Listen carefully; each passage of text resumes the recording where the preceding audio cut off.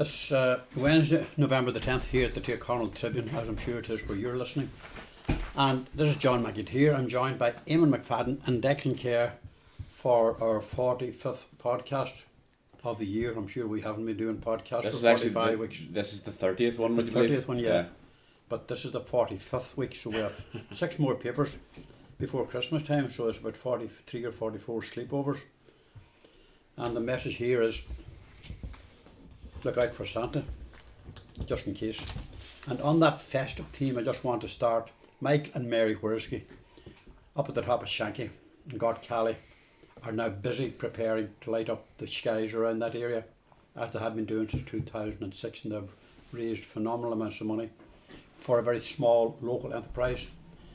Themselves and the main man, Ollie, a huge crowds go to see that. We hope they'll be bigger and better than ever this year, because it's going to be a private launch, as it was like last year, because of the COVID epidemic still with us and still posing a threat. But a lot of work has gone into the whole project here. Spectacular, Yeah. I think it'll do go well this year now. There's a whole big new star and various other bits and pieces going onto it this year, and there's probably dozens, maybe hundreds of Santas already gathered up there. They're pictured in the paper on the front page this week. But as in previous times, this was the same last year, they've been unable to do any fundraising to pay for their own expenses, particularly to power the big diesel generator. And I see it's Bumbulance this year. It's for Bumbulance, a very, very worthy cause. But away from that, it's somewhere to go. You can spend a good while wandering around there and just marvelling at the magnificence of the lighting display. Very cheery. At the displays that he creates. He has one new one added to it this year, and he has probably a lot of more things added to it as well. But they're getting to the point where they do need sponsorship of some kind, given that the cost of running that power, I mean, they're not tipping into the national grid, because it would probably collapse. So to have this massive generator. So we wish them well on that, and it's going to be opening in the next 10 days or so, as per it was last year. After that, we're going to take a quick look at social media, where we see that the counties of Limerick, Clare and North Tipperary and the people residing there have been asked to limit their social activity following an increase in COVID infections. I'm just wondering, is this the forerunner to more lockdowns? More measures. Closures? Yeah. And you had that meeting yesterday, or was it yesterday, with the restaurateurs and at Darlairn too, in relation to compliance with COVID checking or certificates and all that sort of stuff. Whatever came out of that? I didn't hear any. Was there much come out of that meeting at all yesterday? I've not read anything that came out of that, because I mean, how do you confront that? It's very, very difficult. It's probably very, very difficult for the proprietors of those premises. Again, I'm not out and into those premises to any great extent, but when you have crowds gathering in, now the fact that 38% haven't been checked, that's the estimate. That's a very, very high number. And the spike in numbers has been that 18 to 24-year-old bracket that has really gone. So that's the ones that are socialising probably the most now. You also have to hope that those 38%, had they any titter of it, they wouldn't be out for a meal if they had COVID symptoms. But then again, who knows? Because you may not have very many symptoms, so asymptomatic. You could become a major spreader of the pandemic. Because numbers are way up there, close to 3,000 after 20 months now. And with only 6 weeks to go to Christmas time, it's very hard to see a turnaround, because we're into the season of snivels and flus and coughing and respiratory infections and all that kind of thing. At this point, we're getting down the road to getting the booster jab. I was lucky to be given one of them yesterday down in Tammany, but it's only applying at this point to the over 60s. I don't see why it's not the over 50s.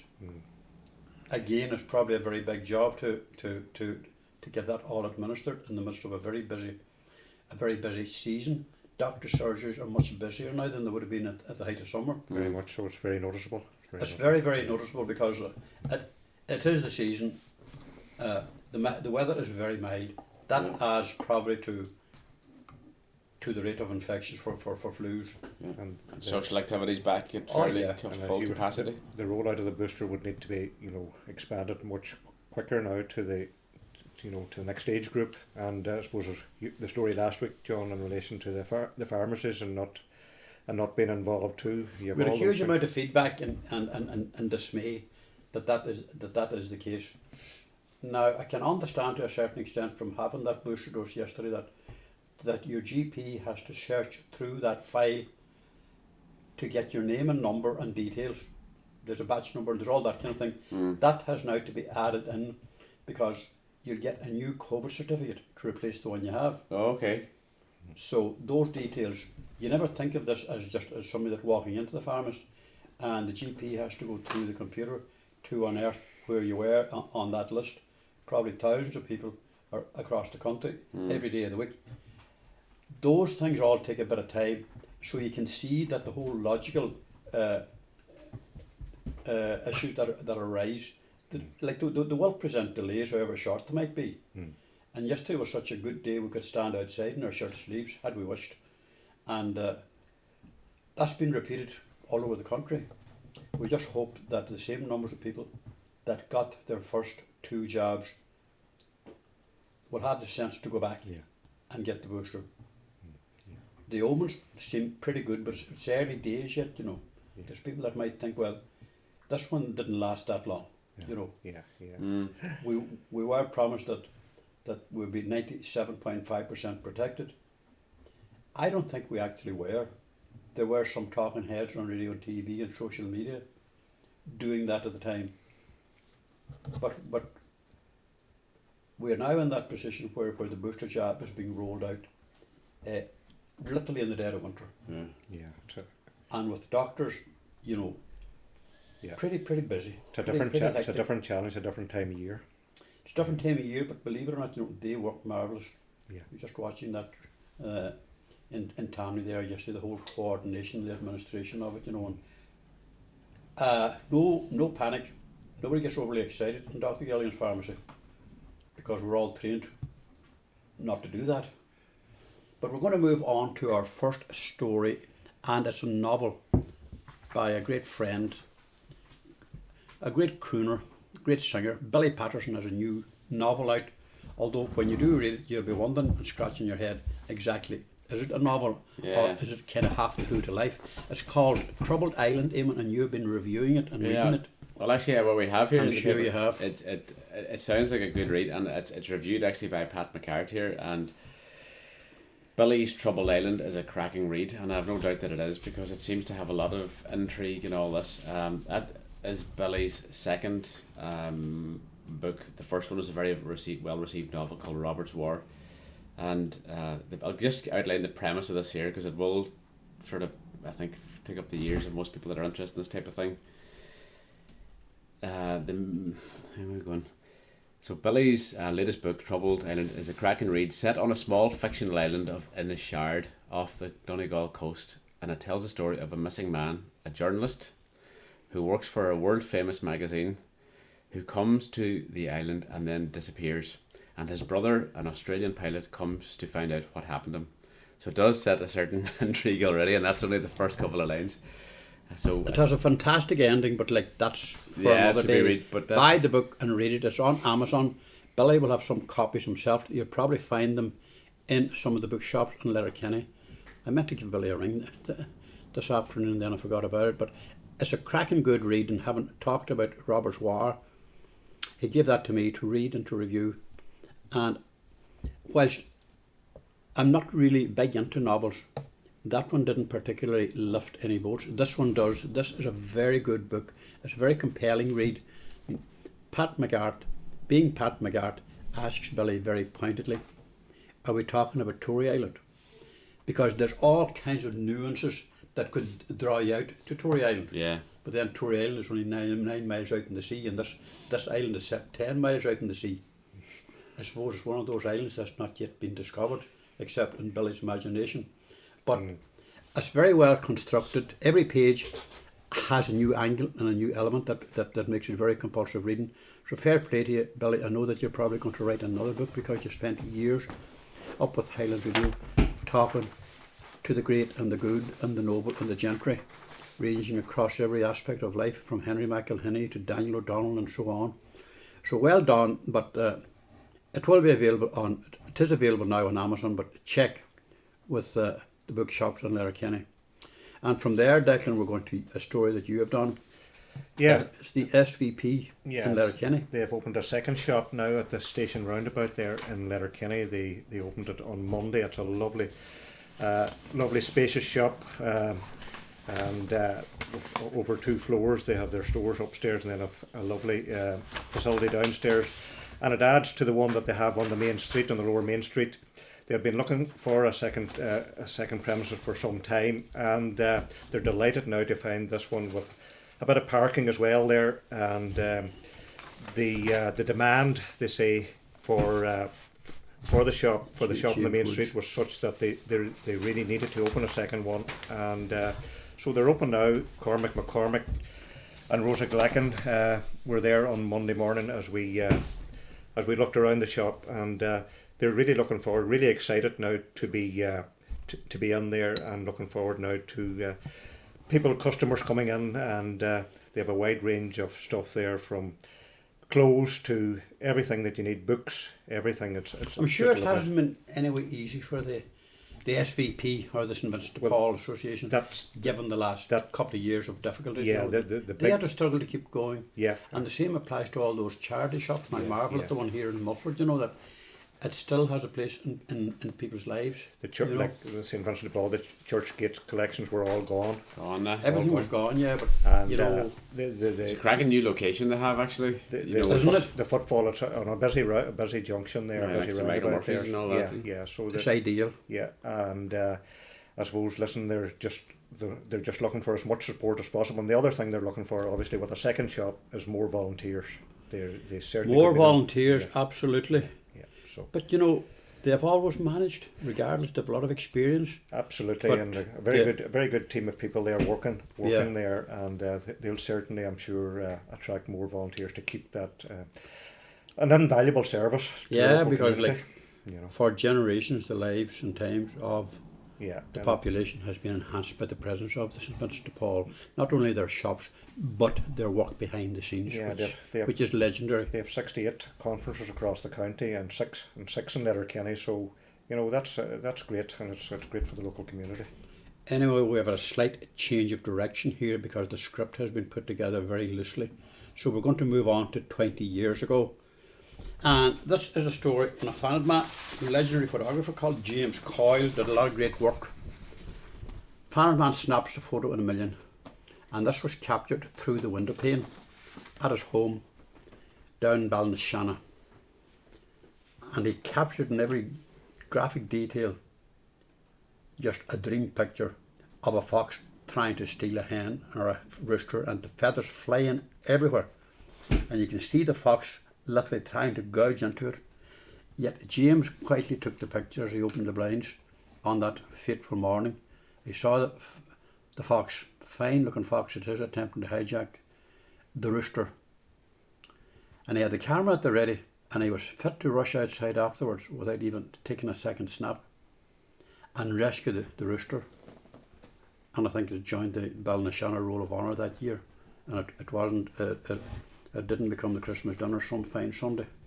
But back then we were still using the old rolls of negatives, we weren't using much in the way of digital photography back then even, Yeah. But this was just one snap through the window, and the sharpness and the brightness of that there, every last detail. It was probably in colour, but then Francis decided that we couldn't afford another colour page this week, which is quite disappointing. Anyway, he was a member of the teaching staff at the Royal and Prior School in Rafo back then, and he took a lot of weddings. He done a lot of very, very good work, huge of it in the Tribune. So if you're listening, James, I want to wish your wife and yourself a happy Christmas and best wishes for the future. And we have another note then on Ramelton saying farewell to their beloved pharmacist, who was Paul O'Donnell, who had been in the town for a long time. He originally came to do one day's work for Kathleen Sarsfield. So back 20 years ago, probably this week, he was leaving, and we were there to capture the moment and the presentations and all that with Andrew Gamble and Paul and Pauline and Andrew Gamble. And that was the first night that I met our new pharmacist, Tom Murray, who has continued to serve the community with great esteem ever since. But Paul O'Donnell, we're saying, was more than a pharmacist. Brian Smeaton, who was one of our noted writers of the day, christened him Paul the Pill, and he used to sign cheques as Paul the Pill, and they were never crashed by the bank. So Brian wrote a beautiful poem, and so far as poems can be beautiful, he wrote his appreciation for the man now departing to Melton.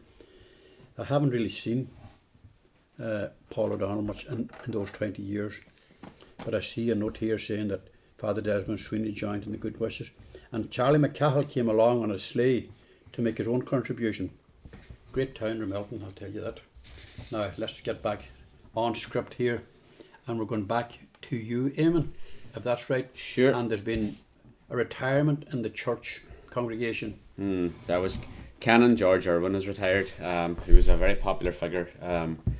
He served in the Clondahorky and Carrigart group of parishes. Yeah. And they had a function there to mark his retirement there in the Ballymore Parish Centre there on Thursday. And a big group gathered and presentations and all that from all faiths actually coming together to wish him well. The MC for the occasion was Bertha Campbell, and she had outlined how that when he first joined them in May of 2018, it was understood that he would only be there for about 6 months. But anyway, he obviously has stayed on, and that's it now. So there, 3.5 years later, he finally gets his deserved retirement too. So there's a nice photo spread of that, of presentations and the good wishes and all of that. And he said that he had a wonderful time working among the people. He found them genuinely warm, and he thanked them for all their kindness and cooperation. They had a wonderful churchman there before him as well. He was from the Caribbean, wasn't he? He was from the United States, but he was based in the Caribbean for a while. He left a great legacy of great warmth and comfort and all that behind him. And anyway, they had to move on from that. But I think, that Canon Irwin had to do the Fanet parish as well in more recent times. It's covering from Falcara right across Dunfanny. Probably, is Ballymore part of that? I think it is. Did he live in Ballymore? That's where I understand that. Anyway, we nowhere does retirements of clergy better than that Dunfanny area there, and that's because Moses Alcorn is there taking photographs. Someday he's going to publish a book, Retirements in the Parish, but not my own.